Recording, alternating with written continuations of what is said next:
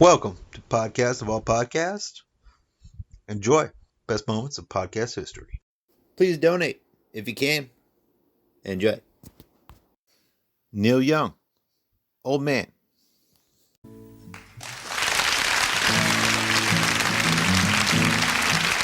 Thank you.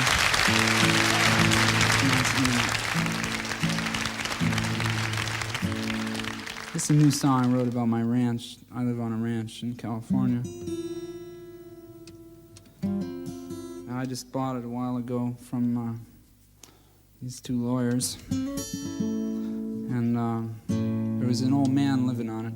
I don't know if you have things like that here, like foreman on ranches.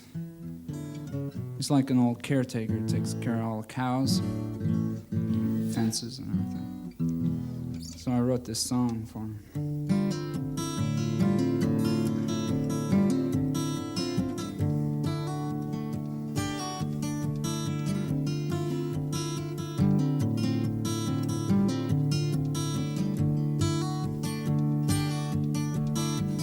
Old man, look at my life. I'm a lot like you were. Old man, look at my life. I'm a lot like you were.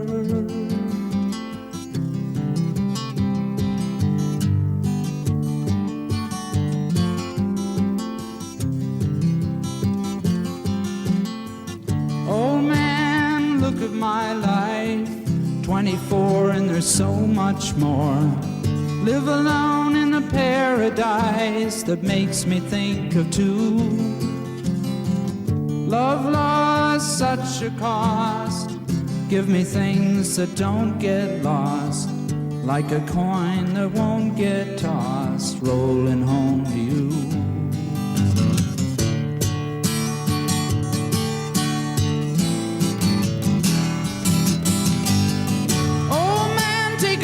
My life, I'm a lot like you. I need someone to love me the whole day through. I want look in my eyes and you can tell that's true.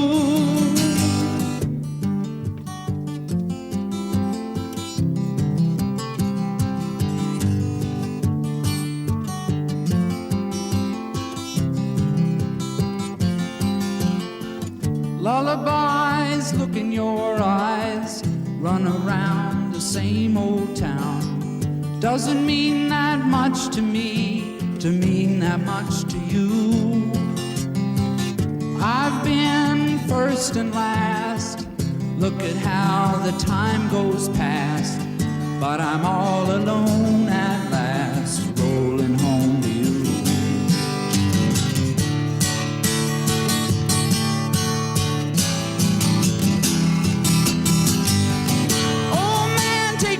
My life, I'm a lot like you. I need someone to love me the whole day through. I want look in my eyes and you can tell that's true.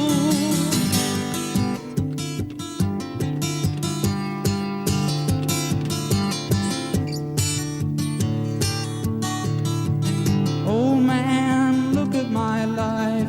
I'm a lot like you were. Oh man, look at my life. I'm a lot like you were.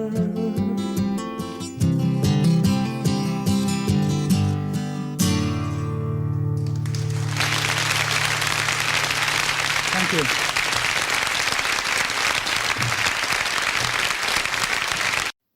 Duncan Trussell with Suzanne Santo. For coming here. What? This is cool. This is my favorite way for podcasts to happen. Yeah. And which is I ran into you at the grocery store. You sure did. Yeah. And we were gonna hang out, and then I went all like, oh no, I have to monetize my conversations these days. We can't just have a free chat over coffee. This must be recorded. Yeah, so I apologize for that. But thank you for coming here. And I've been following you on Instagram, and come on now. Holy shit. These like you've been performing in front of it seems like the entire planet. Like these audiences are so massive and terrifying. Crazy. I have anxiety attacks looking at pictures of these audiences, and you're on TV all the time. Like you were like, well, how are you dealing with all that?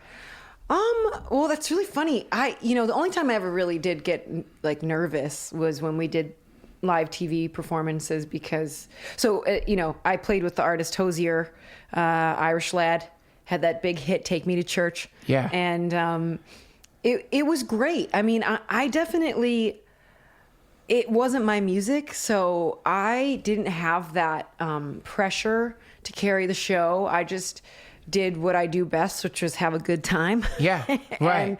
and so that's, and that's a good energy to bring to any situation, but, let alone a live performance, like when you're just kind of free, it's a collective freedom. You kind of have like that license to just enjoy yourself. And it's something I've actually really, converted into my own music is like, I learned so much playing with Hozier, and I was an apprentice in a lot of ways. And I was limited, which was humbling, because I didn't get to, when you do background vocals, you sing a specific way to support the artist that you're singing with. Sure. And so, I definitely could feel the restrictions as a front woman, that like need to really just let loose, but you don't do that because, obviously I'm like, I had a job to do. That must have been painful sometimes though. No, it not in like that, like, I wish this were my show. I never felt like covetous because I really love Andy. Hozier's name is Andy. I really love him and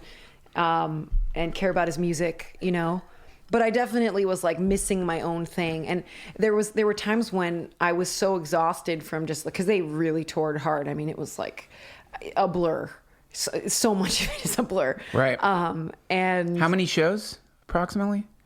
I toured with them from August of, like, rehearsals were a month. We did a lot of rehearsals in the basement of this old club in Dublin, so I wouldn't see like sunlight for weeks at a time. It was like this old, like, I would imagine it was probably a couple hundred years old, maybe I'm wrong, but anyway, we did like extensive rehearsals, and then I would say hundreds, maybe. Yeah, it had to have been hundreds because I toured until July of this past summer. My last show with them was Glastonbury. So I played in front of 60,000 people, and then I got on a plane and came home, and I like walked into the door of my apartment, and I was just like, okay, all right. Wow. I actually had this really crazy experience because I told you earlier that they sold the house I live in, and they did a lot of big changes while I was gone. So it was just like the worst time to come home and then have my home like changed dramatically. Oh, wow. And they cut down all the trees on the property. Oh God, that's the worst. And then they took all the grass and everything out. So it was literally just like an ocean of dirt.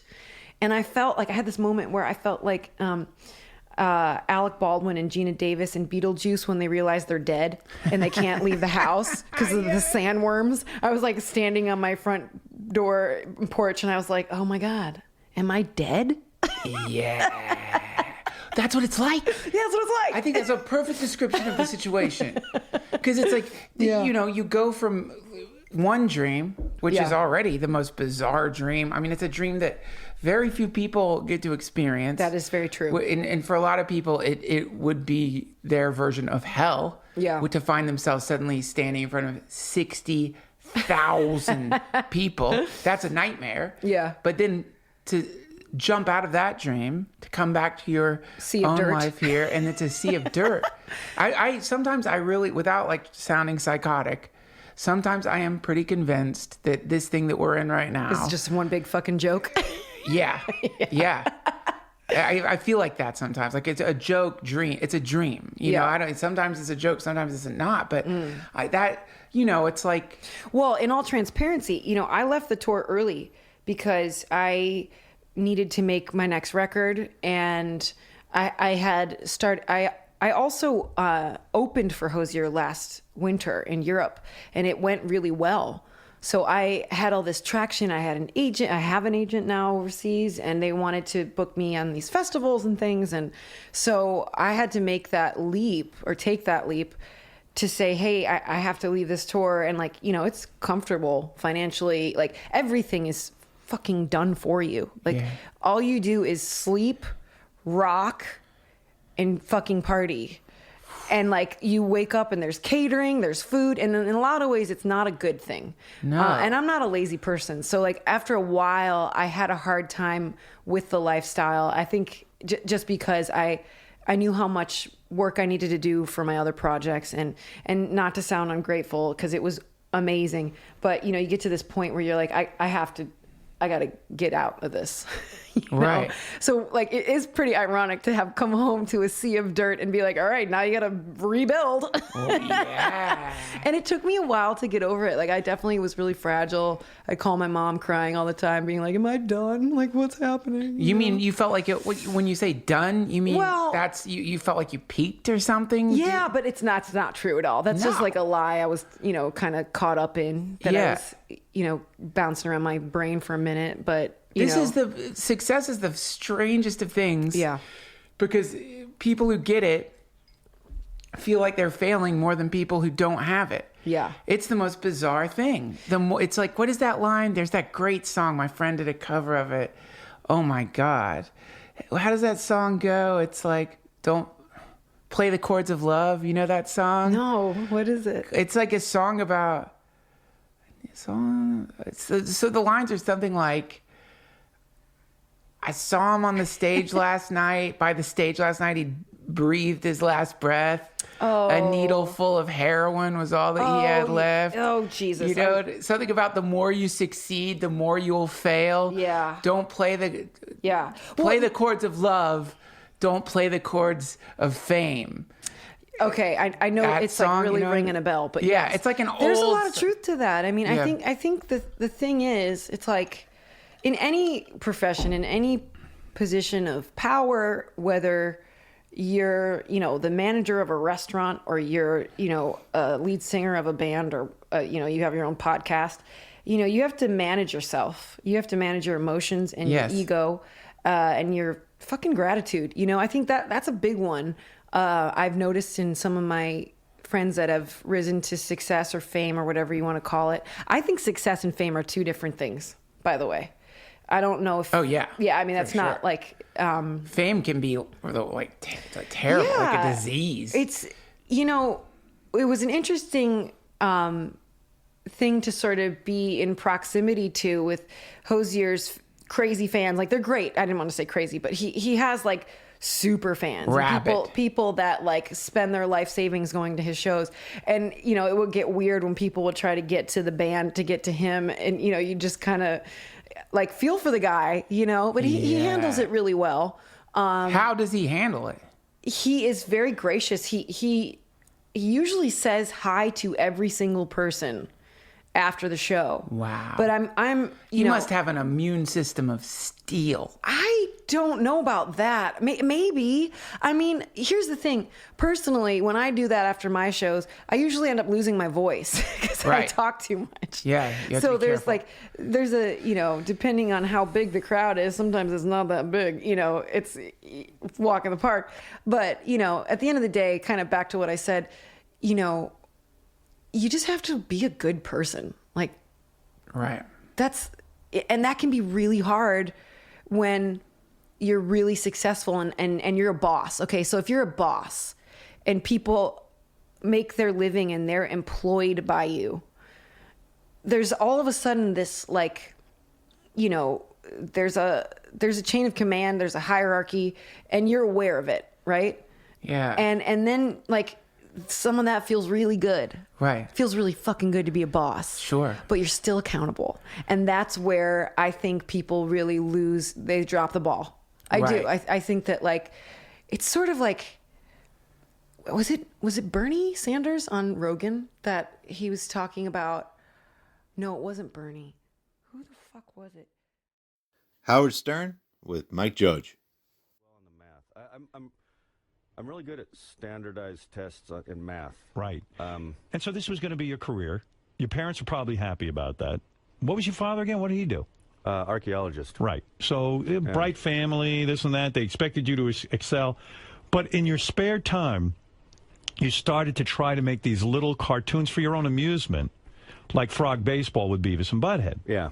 How did those cartoons, those little drawings you made, end up getting made and then end up on the desk of a guy at MTV if you're going to become like a scientist or something? Well, I actually made films. I mean, I animated, every single frame, did all the cells, did all the voices and music. So I was... Was it a hobby? Yeah, I mean, I was trying to get into comedy some way. Oh. But I also always wanted to make these things, and I'd go to animation festivals all the time, and I'd go, wow, I think I can't animate as good as these guys, but I bet I could make it funny. Something funny. Yeah, so I was, I literally had these, I had these VHS tapes, and I called information from my house in Dallas. I felt so stupid. MTV, please. Very Beavis and Butthead, yeah. But I mean, I called all kinds of networks and places, and I'd look for names on the, in the credits like a producer, and I just mailed out tapes. And that sounds familiar to me. That's what I did in radio. I got this book where that would list all of the general managers' names, and I'd send them tapes. I mean, that's the only way you can do it. Yeah. I got a response from somebody. See, I was already like, I don't know, 27, and I'd already gotten a degree in physics and all this stuff. And when I got calls within 2 weeks, and I was like, shit, what? Why did I waste my time with physics? Should have done this when I was 15. Right. I mean, that is weird. I mean, especially to spend all that time in physics, and then secretly going, I don't want to do physics. I want to draw little cartoons or get in comedy somehow. Yeah, and I always wanted to do that, but I didn't know. I knew I wasn't gonna be a stand-up comedian. I wanted to be like, kind of like sketch comedy, like Terry Gilliam, writing some stuff, doing some little film. Did your father sit you down and go, listen, you're being an asshole. You should start your career in physics and stop trying with the comedy? No, I mean, I never even told either of my parents that I was doing this. That you were torn up inside and that you really had this desire. Yeah, no, I mean, I didn't. Once I was out of the house, you didn't discuss it with them much. No. So how did you make? Actually, my dad. In particular, was when I sent him the first 2 animated cartoons I did. Were those Beavis and Butthead? No, it was a thing called Office Space, actually, which later became the movie I did. Right. So it was just, it was pre-Dilbert. It was just Milton at his desk and the boss. And that actually got on Comedy Central and eventually Saturday Night Live. So. When your dad saw them, was you like, hey, listen, asshole, you're a physicist. What are you doing? No, actually, he said, wow, that's really good. I mean, actually, by then, though, I was a musician, so, I was already a failure. Were you a musician? Were you in a band? Yeah, I played, I toured all over with, I played upright bass. I played with some people that some people have heard of. Doyle Bramhall was one of them. Did you ever have any success with that? Well, I mean, I was just a sideman. I'm not a singer. I was really doing it just to, like, okay, I can't be in a cubicle. I got to figure out what I'm... And I'd always played professionally off and on, so I just started doing it full-time for, like, really it like does sound 4 or weird 5 that years. you studied physics because you seem to be an artist, you know what I mean? I can always do well on a math or physics test, and so... Oddly enough, it was the easiest degree for me to get. Yeah. I'm not good in an English class. Yeah. So when you take these little films you made and stuff, but how do you get to the point where you start drawing Beavis and Butthead? Because I didn't understand. You said you based the voices on Mick Jagger and Keith Richards. Oh, I just well, not really. What I was I'd done the drawings first. Usually I had the voice first, and then I did the drawing for the. Beavis and Butthead was the 4th short I did. Right. So I'd drawn them in a sketchbook, and I just looked at them and was thinking, like, what voice is going to come out of these guys? And actually, after the show was a success, I found this tape of me trying out voices, and it was a weird, like, going back in time and watching, going like, no, don't do that laugh. That's not going to work. Wow. Like, if I'd done something slightly different, maybe it wouldn't have clicked or something, but... because it really is all about those voices. Yeah, I mean, to me in animation, because I've seen it fail a lot, it's like... It's got the voice and the drawing have to just come together in a way that just pops and comes alive, and I've just seen it go wrong so many times. Because they hire the wrong actor to do the voice. He doesn't get it. Yeah, yeah, exactly. I mean, and that's why a lot of, the great stuff like South Park or you can see, like Family Guy, you can see it all. Well, like South Park, if someone pitched it, okay, it's these cutout things, and a network executive's not going to get Trey and Matt to do the voices. They're going to try to find some actor, and that's what always happens. And then it, and sometimes it works, sometimes it doesn't. Do you feel you're like the godfather of all these guys, like Trey and Matt and all them? I mean, Beavis and Butthead was the thing, and I think it kind of opened the doorway for them in a weird way, right? Yeah, I think it probably did. And The Simpsons too, definitely. Do these guys worship you? When like Trey and Matt see you, and the guys who do South Park, do they worship you? They say nice things about me. I kind of worship them too. We're all just a big. What about that other dude, the guy I had? Seth MacFarlane? Yeah, you dig him? Oh, yeah. Is there any of these guys you don't like? Seth was a... let me think. Do I hate any you got a rivalry going? I don't like Donald Duck. What? I hate Hanna-Barbera. How's that? What were you gonna say about what's his name? The guy from Family Guy. Seth MacFarlane. Seth MacFarlane? Yeah. You know? What was I going to say? Did he work for you? He when that show started out, he was on the same floor as us in King of the Hill, and just like this super nice guy. He had these kind of thick glasses, and now he's this rock star now, but like really sweet guy. So I knew him since the beginning of that. King of the Hill, you made a ton of dough, though, right? Because you own that. Yeah, you didn't make the same MTV type of mistake. Because when MTV contacted you and said, we're going to take Beavis and Butthead, and they just said, but look, we'll own the characters and we'll buy them, you were like, great. Yeah. I still don't regret it. I mean, if I hadn't, it would take me about 6 to 8 weeks to do 2 minutes of animation, doing it all myself. And I wasn't going to, you can't do a TV show by yourself. You need the network, and I was a nobody, so I sold it to him for like $20,000. Wow. You mean the whole deal was $20,000? You sold them the rights to the characters, and then you get paid like for each episode. Yeah. Well, then, and actually, they they had this lawyer who had all the bad intentions of a good lawyer, but she wasn't a very good lawyer. Right. So she did a deal that was just it had so many holes in it and it was screwed up. They actually did a deal. I think it was with Dan Cortez. They did a deal that violated labor laws. That's how they were able to. He was getting less than minimum wage somehow. That is so crazy. So Beavis and Butthead takes off but who got the cartoon to the executives? You mailed it to them?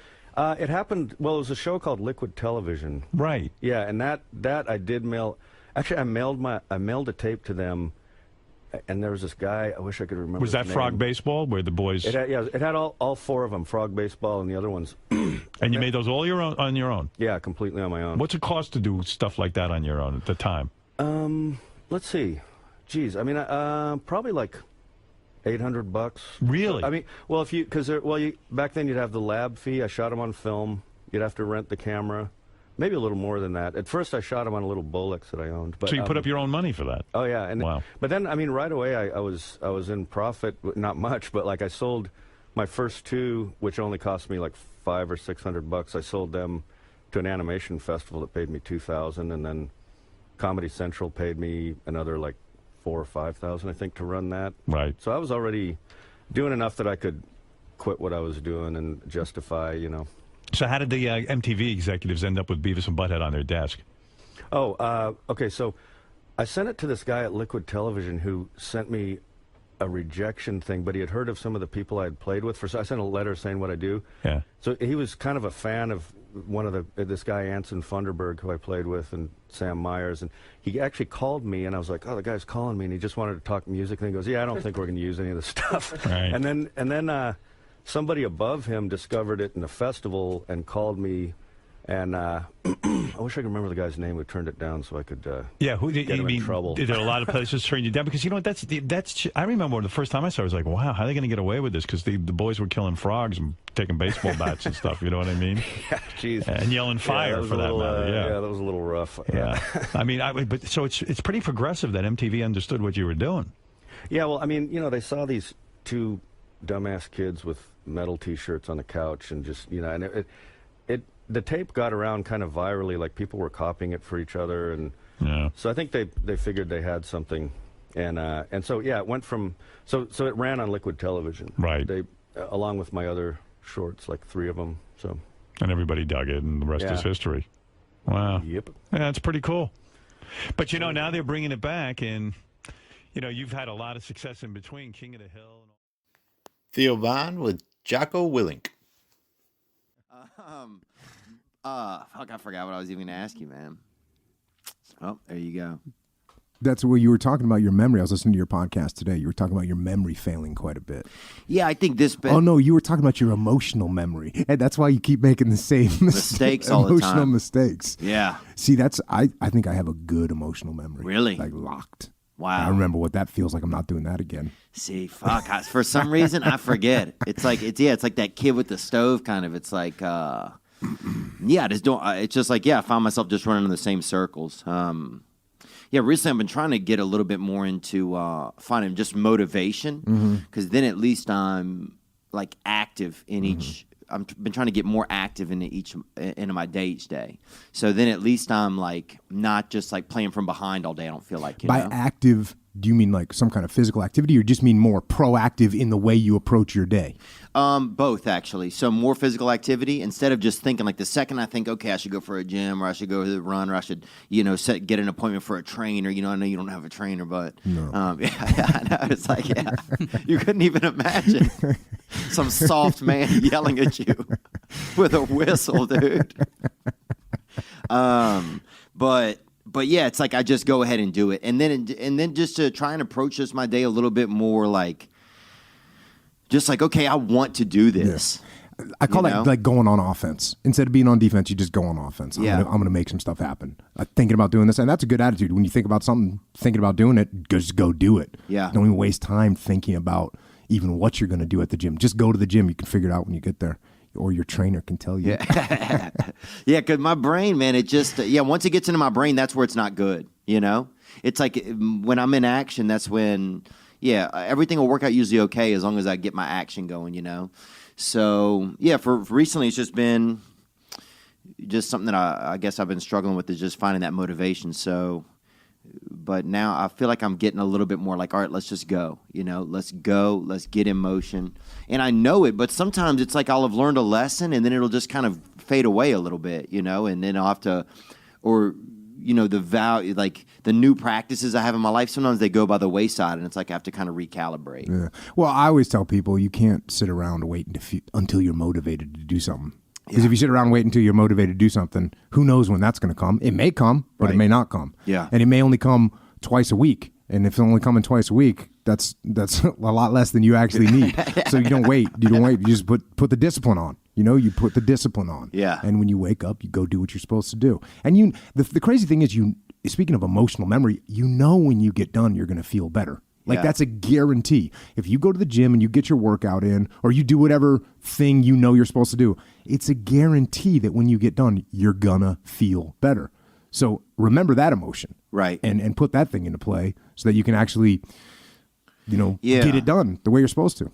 Yeah, I wonder why then sometimes like I'll know how to help myself, and sometimes I still don't want to. That's the whole world, right? That's the whole world. Everyone, what are you going to, who wants to eat the broccoli instead of the Twinkie, right? People are like, oh, they're going to eat the Twinkie. Everybody knows that it's bad for them. Yeah. But they're just, what, you ever been to a 7-Eleven? You know what I mean? What do they sell there? They don't sell broccoli there. Trouble, bro. No, they just sell candy, straight sugar, mainlining sugar, corn syrup, get it in the veins. Yeah. And people that's all day. That's what happens. Yeah. So it's not like you're different. You're in the same boat as everybody else. Yeah. Yeah, and I guess that's a good point. Like that's the boat you have to get out of. It's not like that's if you're behaving that way that you've been sentenced to that. That's the baseline. Yeah. Yeah. No different than everybody else. Right. That's the baseline, is that it's not like fuck man, I'm not making great decisions for myself. Most people aren't. Yeah, That's why there's a difference between when we do and when we don't, and kind of getting out of that. Really, it's like a slumber. I feel like it gets into once it starts to seep into one aspect of my life, it kind of starts to seep around, Well, the good thing is when you put some discipline in your life, that seeps around too. Yeah. So when you start doing things right, you start doing more things right. Right. Yeah, I mean, it's classic, right? You have one of those weekends where you're like, you know what, I think I'm just gonna order a pizza. Oh, well, then so you order that pizza, from wherever. Gray block. Is that what we're talking? You order that gray block hitter, and you get the triple cheese, and you get the meat, whatever. Oh, yeah. And so then you just dive into that thing, and what does that do? Well, that kind of, you think, well, since I did that, I'm not even going to go for a run tonight. Right. 'Cause I'm just going to kick back, and then you just start going down that. I'm gonna get ice cream. I'm gonna do weed or something. Yeah, and then I'm not gonna watch you're my children. I'm not gonna call my mom. Yeah. I'm gonna sleep outside. You're just like there you go. That's how you do it. So it's a little decisions. But when you say when you're like about to dial the number, and then you say, you know what? No, I'm just gonna make a salad right now and put a chicken in it and just eat that clean. And then you get done with that, you say, I feel pretty good. Yeah. I'm gonna go out and get a little run done. I'm gonna get a run in. I'm gonna clean my fucking car. I'm gonna clean those that's what Tootsie I'm talking Rolls about. out of my fucking back So that's seat. what happens. So the little decisions, they build up. So the bad decisions build up. So that's what happens. Now, that's not an excuse to say, okay, now I'm going to make 28 bad decisions in a row. Right. What it is an indicator. You say, oh, I just made one bad. Okay, stop, reset. The pizza was good. Fine. Let's get back on the path. Let's do it now. That's a mistake that people make. Yeah, and by the way, that's a mistake that people can make for like 9 years. I know, huh? People will get into that. Keep ordering that pie, bro. Yeah, for sure. Yeah, it's funny. I wonder, as especially, do you find as we get into more of like an automated, almost an automated humanity in a way, do you feel like it's becoming harder for people to make good choices for themselves? Or they're up against like greater evils, or do you ever have any thoughts like that, or it's still? I suppose there's some of it. I mean, let's face it. It's a lot easier to order a pizza than it is to go out and huck a spear at a buffalo. At a buffalo or a pepperoni. Yeah. Some banana peppers. Yeah. So that's definitely a difference, and even today. I mean, you live in L.A. I live in San Diego. You could pretty much get anything you want, into your house in maybe 2 hours maximum. Yeah. So if there's some evil food that you want to eat, you can get it, and it's going to be delivered to your door. So even the resistance, some people are like, well, I'd really like to have, but I'm not going to go get it. Yeah, I'd really like to have a chocolate donut right now, but I don't want to go all the way to the store. So that maybe that saves some people. Now that savior's gone, because now they're just on their phone and they got chocolate donuts stacking up at the front door, like you read about. So that could be a problem. Do you? So if that's starting to occur, then there really is kind of becoming a line between if we're going to be strong enough to make choices for ourselves, or if we're gonna not, like, do you think that, or is that, you think it's just still the same, and there's always been, like, back in the day, maybe a duck would wander up to your door, you'd be like, oh, I'll never have any duck, and then a fucking mallard lands, on your welcome mat, and you're like, oh, Yeah, I think we're more aware now of the effects, the negative effects of this bad stuff, because let's face it, when I was a kid, and I was thirsty, probably the same as you. When I was a kid and I told my mom, like, I'm thirsty, she'd be like, cool, there's Cokes in the fridge. Yeah. And I'd go drink 3 of them, right? Like, no factor. This was just what it was. Hey, I'm hungry. What am I going to eat? A Snickers bar. Yeah. They had some little motto. Snickers satisfies. That was Snickers the motto. Satisfies. So, hey, Payday. I'm hungry. Remember Payday bar? It was a health bar. Oh, it was a health bar. Yeah, I was like, hey, this is good for you. Which I didn't even really compute that, because I was like, it's food, right? Food's good for you. So we're more aware. Like, I got one daughter that's only 10 years old, and she knows that. She'll like, look, oh, there's a ton of sugar in this. She's 10 years old. So I think people are more aware. I mean, my parents, it wasn't them being bad parents. Right. It was just what was going on. But it was just what was going on. The dang, what were they called? Funny Bones. Have you ever had a Funny Bone before? It was like chocolate cup. It was like Look it up, Nick. It was kind of like a Twinkie situation, but it was chocolate. It had chocolate draped over it, but then the inside was a creamy peanut butter filling. Ooh. So, you could. And it wasn't no thing. It sounds like the way I'd like to be buried, actually. Yeah, it's not a bad deal. At least throwing a couple in there in the coffin. Food, Funny Bones right there. Drake's, I couldn't remember that. Damn. So, yeah, my mom would buy, like they got the 10-pack right there. Yeah, my mom would buy like 3 of those and just be, hey, what are you going to have for breakfast? a funny bone, maybe 3. So I think even though there's some things that make it easier to be less healthy nowadays, I think at least we're aware of it, and we're not mainlining Coca-Cola in the morning. Yeah. I guess there is. I remember, and as kids, we would make that sound after we drank it. It was like that was like a big thing. But yeah, getting a Coke was, and your parents had Diet Coke, and you thought that was crazy. Like, what fucking creepy senior is sipping that shit? But it's like I'm pretty sure I remember. I think I remember a world before Diet Coke. There was something called Tab. Oh yeah, remember I've seen Tab? That. It was really had a very strange font on the can. I think that was the first kind of diet soda.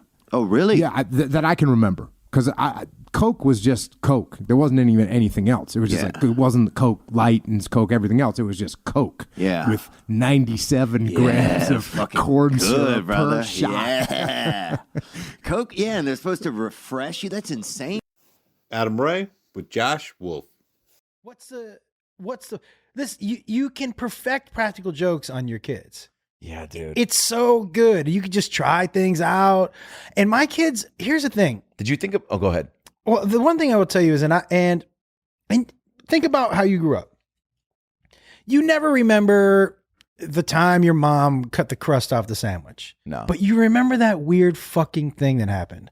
And it makes you laugh. You know, like I had a friend of mine. I don't remember a lot about his house or being over there, but I remember the time he fell off the roof. Because that was funny as fuck. Whoa. Do you know what I mean? Yeah. He was gonna play a joke on his dad when he got home, but it was winter and he was on the roof. And he was going up the back and he was going to push some snow down on his dad when he was Yep. But when he got there and he started to slide down, he couldn't stop sliding down. So he dropped himself on his He went over his dad. And he just heard, ah! And his dad turned around. Should have given him a dog treat.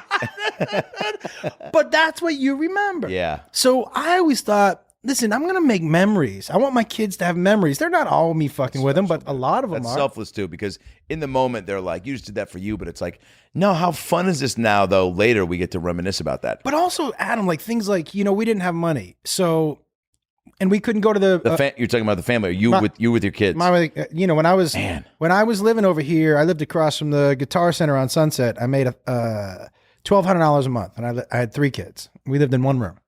Dude, that still is. And so that's so bonkers to me, dude. I can't imagine. You got through that. Yeah, but is that why you're not fazed by anything? I'm not fazed, and I learned so much about myself and what's important in life.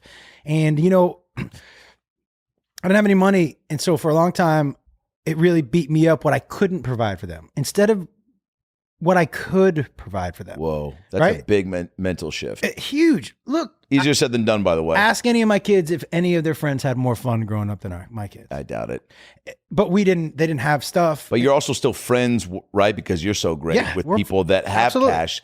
Because that's probably a little bit of a dicey, just wait. How do you navigate through staying, like bringing them over to a friend's house that's got a pool and all this cool shit, and having your kids go, I hope they have gotten enough experience and perspective with me to know that like when we leave, they're not going to be like, sucks we don't have a pool. They never did because they didn't have as much fun.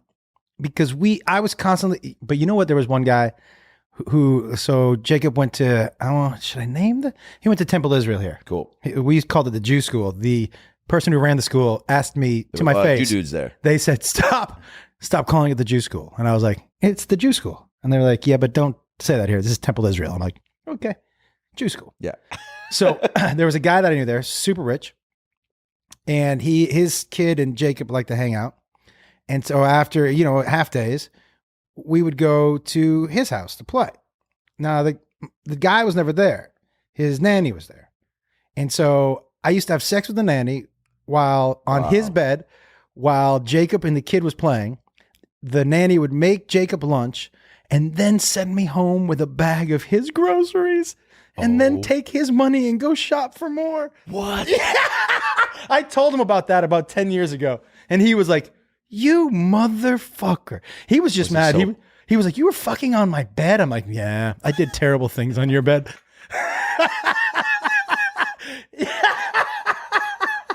I was like, I did terrible things to her on your bed. He was like, God damn it. And he wasn't mad about the What kind of, was it like a race car bed or was it just a standard normal kid bed? Oh, no, on the grown-up's bed. Gotcha. I was having sex on my friend's bed with his nanny. Gotcha. Okay, I thought I was on Jacob's bed. Oh, no. So we went to this rich guy's house. Okay. She would make Jacob a sandwich, and Jacob and the other kid would watch TV and play downstairs. It was a nanny. It was your buddy's house. Buddy's nanny. Buddy's nanny. Dude, you just I had sex dropped him off and met the nanny and got enough going? We went to the house the first time. The first time we went to the house, and he was like, I won't say the kid's name, but we'll call him Jason. Jason wants Jacob to come over.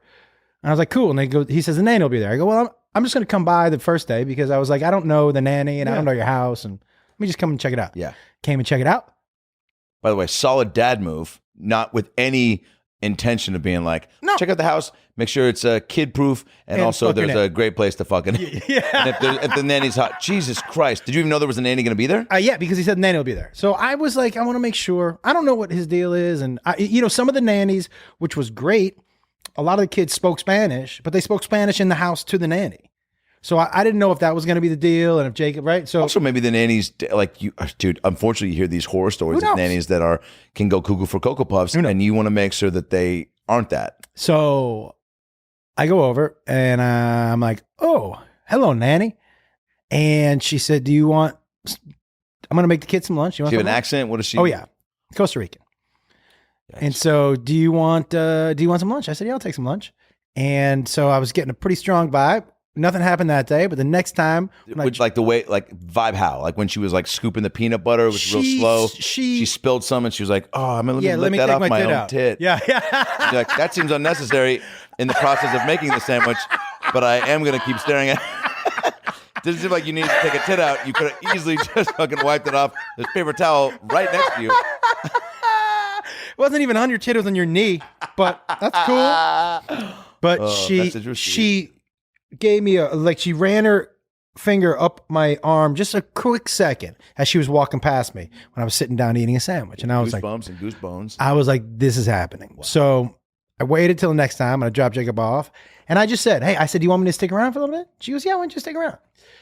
So once a week I would go to his house, have sex with his nanny on his bed, and she would fill me up with 2 huge paper bags packed full of his groceries. Holy shit. That I would take home. I started asking her, I was like, will you buy this, this, and this? And she said, yeah.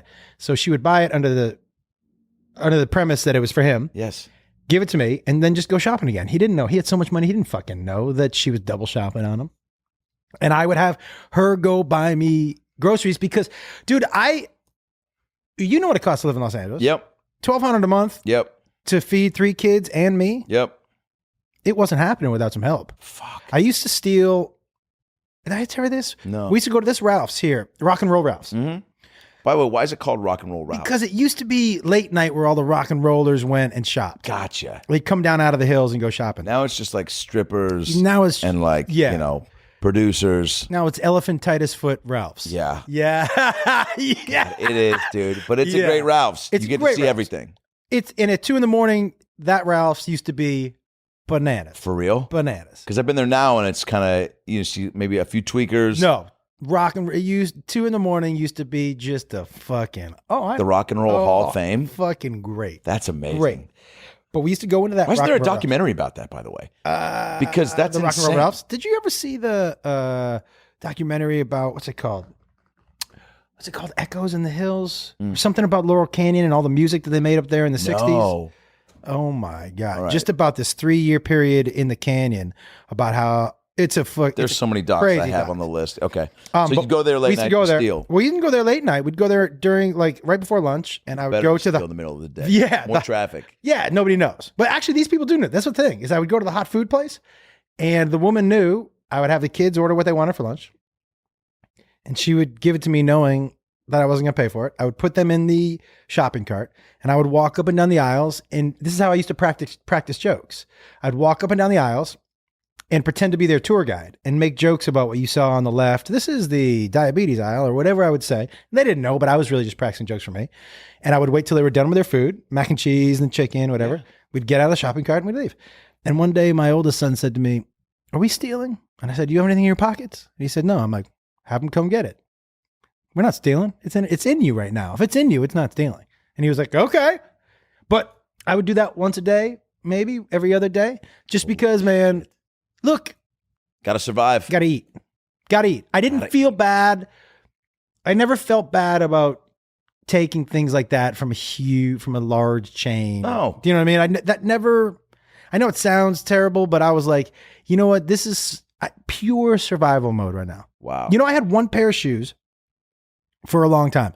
It's one of the reasons the only thing I whore out about is shoes. Because I remember saying to myself, dude, if I ever make some money, treat myself. I'm going to have a lot of fucking sneakers. Yeah.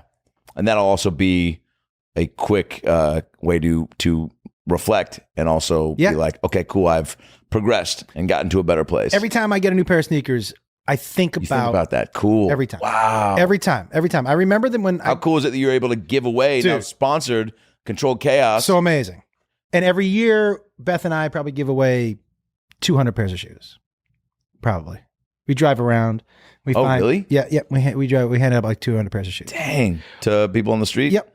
People who have they have those fucked up shoes and they have dude. We drive around, we usually give away about 200 pairs of shoes. And you think too, because like the amount of people, like shoes I feel like is a big, I've gotten way more into them in the last 2 years, but it definitely is, not to say if your pants and shirts suck and your shoes are great, that everything's fine and you can look past it. But like a lot of times I have definitely become more cognizant of starting at the feet and working my way up to assessing the person. An uncomfortable and that goes foot. with bums too, you know, like they probably prefer a good, they're like, dude, I can handle no shirt.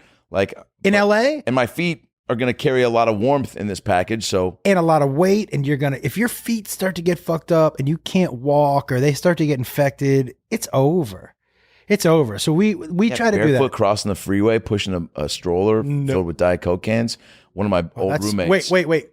Crossing the freeway, pushing a stroller full of Diet Coke cans. Yeah. Get ready. That's how this story starts. Is that for real? My old roommate, Scotty B, I won't say his last name. He's the Larry David, George Costanza, one of the greatest people you ever meet, heart full of gold, hard worker, great actor. We used to make a killing in the commercial world in the late 90s. When you still could. Yeah. Whitney Cummings with Andrew Schulz. Enjoy. Love y'all.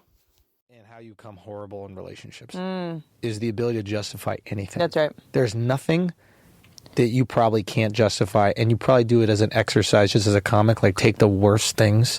Well, it's also Devil's Advocate 101, which is what we do. That's what we do. We go, actually, this is eugenics is a great idea. Wait, what's eugenics?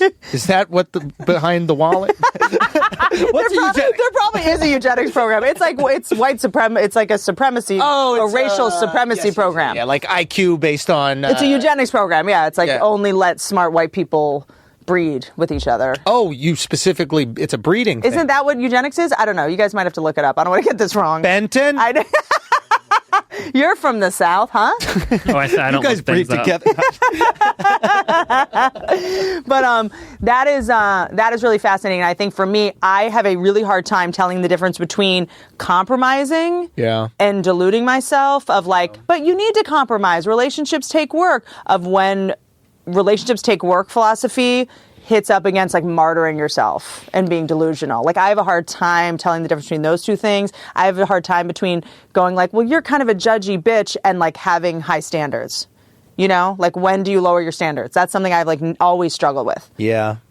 Yeah. I mean, because it's always like, well, you know, oh, I'm just being judgmental. Like I will blame myself for every possible situation. Because I think when you have been in therapy for a long time, that is the one sort of, I mean, for me, drawback, maybe other people don't struggle with it, but I'll just go like, oh, well, this is that thing I do. I'm judgmental. So he's fine. I'm just being super judgmental, you know, because I'm so aware of sort of the way my brain is wired. I'll be like, well, I'm just being a perfectionist. You know, I'm just sabotaging myself. Or, oh, that's just my intimacy issues. When it's like, no, just don't date that guy. How often, when you would date, how often would you date? Like how many guys would you date a month? I didn't date a lot. You were around. I was dating when I was like on a dating app. I can't date a lot of guys. I can't keep track of things like, I mean, I'm bad at logistics. You don't believe in multitasking. I don't believe in multitasking. I really don't. No, but I'm just saying, like, would you go out on like 3 dates a month with 2 dates a month? Like, that's about right. Like, so think about dating like we would think about stand-up. Like, imagine we were trying to make a special that was going to be the rest of our life, and we were practicing 2 times. Yeah, it really is practice, isn't it? I mean, or not even practice, just increases the amount of people that you can hang out with. Right, and be right. Like there's certain people that you just get along with. Yeah. Like, you and I can hang out. Yes. We don't have to record a podcast. Yes. We can be in the other room just talking. Yeah. And we can have fun. We just get along. Yeah. It's pretty easy. We for do us to just hang get out. along. We really do get along. And I say crazy shit, and then every once in a while you're like, you have to stop talking like that. You have to stop saying that things. You say something after that I don't listen to. And then we've had a couple of those. Of course, it's great. I can't. But you're one of my favorite people. Like you. But we get along. I know, but there's a couple. Like to me, like all my friends are male comics for the most part, and I think a lot of it is because I feel like comics can disagree without getting sensitive or taking it personally. It doesn't like, mean anything. We always know it's a thought exercise. Yes. Like we're just screwing around. Like I don't really like. We love each other So more. that's something you need. It's sparring, is what it is. Well, interesting, because I always thought for the longest time in relationship, I'd be like, I'm bored. It's like, well, all your friends are male comics. You hang out with statistically the most interesting people, male, female comics too. Don't do that, comment section. I shan't. All my friends are performers and entertainers. Like, how can I expect someone who's not, I don't want to date someone in the business, but if I do date someone in the business. But they don't need to entertain you. I think they need to be entertained by you. Yeah. You're an entertainer. Yeah. You know, like, I mean, as I've gotten to know my girlfriend more and more, I think I've found these things about her that I find funny, and I'm so interested and like invested in her life. So these things matter, right? Right. But in the beginning, it was really nice to like have someone I wanted to share with. Yeah. And I know it sounds weird as a comic, but I don't really want to share with everybody because I feel like maybe on some level I'll be judged for my opinion, or my opinion might be nuanced in a way that you might not respect, or you might just not understand it. Mm-hmm. So when I found someone that I found myself organically wanting to share with, like truly just wanting to share. Right. I was like, "Ooh, maybe this is something cool." And I didn't like try to make it a big deal, but I was like, "Oh, it's pretty cool." Because that's something starts feeling like an obligation. It's over. But here's what I'll say: instead of me going like, you know, this, I go, well, come on, this is relationships take work, and I'll just stay in things too long because I'll just be like, well, you're so used to constant adrenaline. Saving the animals. That's what you're doing. That's it, isn't it? But why? But it's That's also ego too. There's a little bit of ego in it because I equate the ending of relationships with the vulnerability and fear of starting a new one. Aye. And I just go, it's probably less scary to stay in this than to start something new. Because you're afraid of having to meet people. Those feel like the only options I have. Well, then I have to start over. Then I have to just like delete the whole page, right? Yeah. So to me, it's like that is what I weigh it up against. But those really aren't the only two options. But in my brain, it gets very binary and black and white, where it's like where a lot of people, because people sent in relationship advice questions for us, and one of the main ones was like, I'm 37. Is it better for me to just stay in this thing that's kind of okay than starting from scratch? And by the time I really meet someone, it'll be 2 years and I'll be 39. You know, it's like, I think women are constantly weighing that math. Why do you think that people are so drawn to you? What do you mean? Just like you start this podcast out of nowhere, it blows the fuck up. Shaq started a podcast. Nobody cared. Do you know what I mean? There are a lot of people who are famous have started podcasts. Yeah. Right? Okay. But people are drawn to you. Right? So what do you think it is about that? Where did that come from? I'm just curious.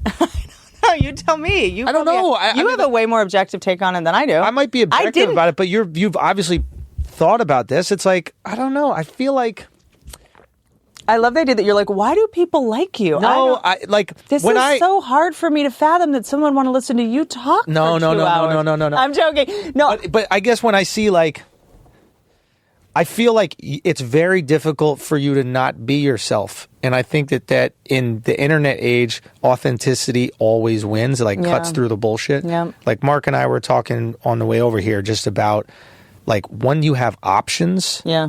Authenticity always shines through. Before we had no options. That's right. It was whoever's on TV. So we're like, who's the most authentic? Like Frank Sinatra. That's right. You're like, oh, this guy seems pretty real. Right. Yeah. Archie Bunker. That feels authentic. Oh my God, he's upset at his wife. Right? He's badass. Al Bundy. Yeah, he's vulnerable. He's sad. He's sad, right? And then it's like now that we actually have people being themselves. Yeah.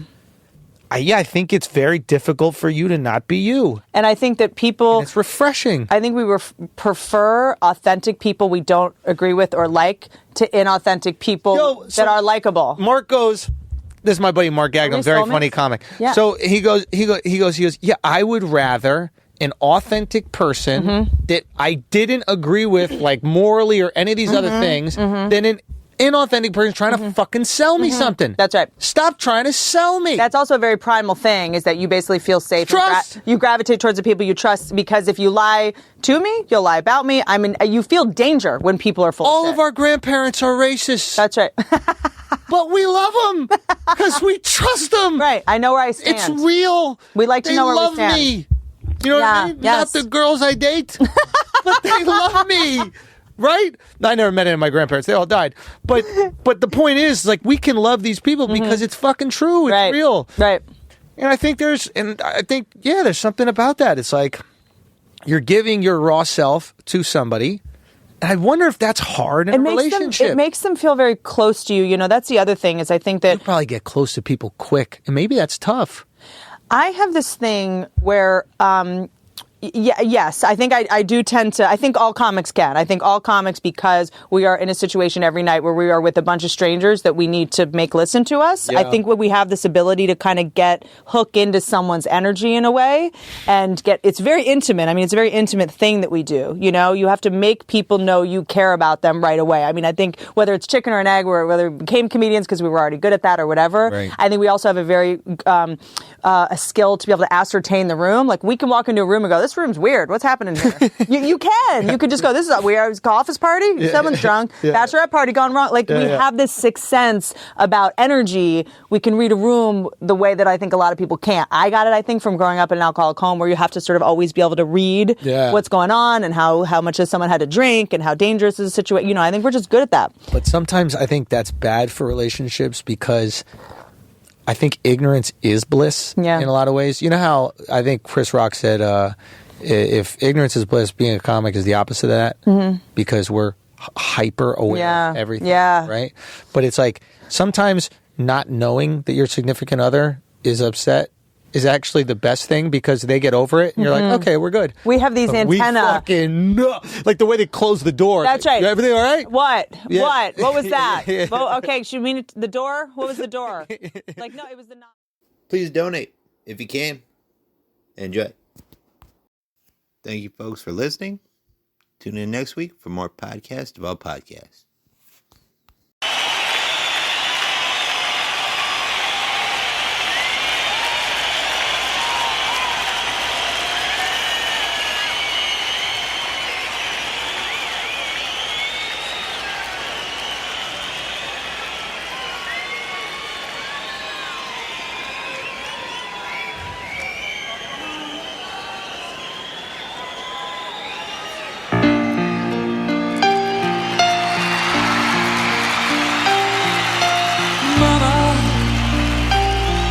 She's killed a man, put a gun against his head, pulled my trigger, now he's dead. Mama, life had just begun, but now God had thrown it all away. Mama, ooh, didn't mean to make you cry. If I'm not back again this time tomorrow, carry on, 'cause nothing really matters.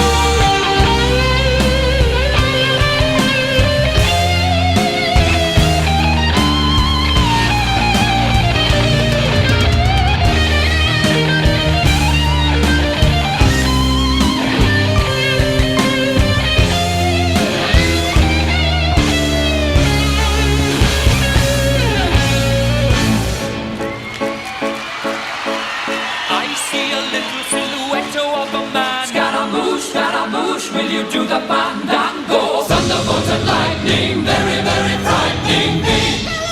Galileo, Galileo, Galileo Figaro, Magnifico. I'm just a poor boy, nobody loves me. He's just a poor boy from a poor family, sparing his life from this monstrosity. Easy come, easy go, will you let me go? Bismillah, no, we will not let you go. Let him go. Bismillah, we will not let you go. Let him go.